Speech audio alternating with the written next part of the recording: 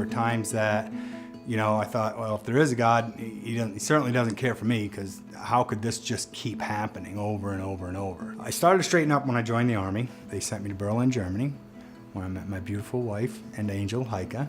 We met at a club. I know, sounds not very romantic, but he walked in and I turned to my girlfriend and said, this is the guy I'm gonna marry. I got out of the Army and went and worked construction.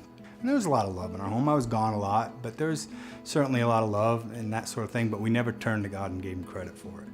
And he didn't drink all the time, but when he was drinking, he was binge drinking. And a lot of times I would say, well, that's not normal. Why do you just want to be drunk? I was selfish, I was chasing after that. I want to feel good for a minute. That's what I was doing. That's really what I was striving for. But at the end of the day, you just drive yourself down into more guilt and it spirals out of control. Went to a men's group, started out okay, ended up at a bar afterwards, came home drunk one night, that same night, and then Heike, said, that's not the way to do it. I said, well, maybe we should go to church, or I should go to church. And she's like, yeah, well, we're gonna do church together. And for me, it was one of those things, when I walked in that first Saturday, I just knew this is the answer. Eventually we ended up going to church as a family. Pastor Ruben baptized us as a family. And that was, oh man, that was a beautiful night, That was a beautiful night. You come up out of the water and you just feel better. And I surrendered it to Christ. And that was it. I stopped drinking. We had a cookout, and I believe Pastor Ruben came to it, and it was just a normal cookout, hanging out. And so he left, and when I was walking him out to his car, and he's like, oh man, that reminds me of a Matthew party. And I said, oh, what's a Matthew party? And he tells me, he's like, well, Matthew, the tax collector, he used to invite sinners over, and they'd have a party, they'd meet with Jesus, and they explained, the healing power of Jesus, and the saving grace of Jesus, and how he pulls people together. And I was like, it just hit me. I was brought up, you do not talk to neighbors or other people, even kind of closer friends. You don't talk about your personal life. I didn't want to do it.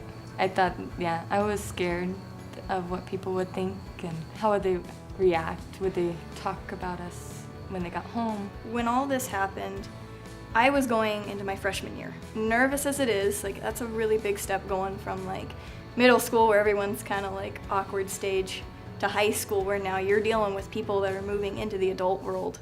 And I was like, I just have to do it. I don't know how, I had to do it. I don't know what the word is. I felt the need, and it wasn't gonna go away. So I think we put 20 invites out, and I think we ended up with maybe 15 or so people that showed up to the party in our backyard, and they listened, They just listened. I was glad he was talking and I didn't have to say anything, but I did see that it could help somebody, and that's, I think, how we had to kind of look at it. Maybe somebody needed to hear what he had to say.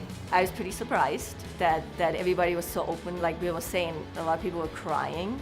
It helped me become more confident in speaking about Jesus. When I get on an airplane, I'll see people at hotels. I travel a lot. Watching my dad go from this angry man who would drink and smoke, and he would turn around and fight with my mom, to anytime they get in an argument, it's over so quick. It definitely helps me, because I'm like, okay, you can do this. You need to take a step back and just be patient. If he can do it, so can you. My dad sends us Bible verses every morning when we wake up. I feel like that's what this whole purpose was for, why he went through all of this. So it's meaningful to me. And I know every morning when I wake up, it's already there. And when the few times that it comes a little bit late, I'm like, where were you? I was waiting for it. Jesus saves lives, and people need to know that, whether it's your neighbor or if it's a person on an airplane.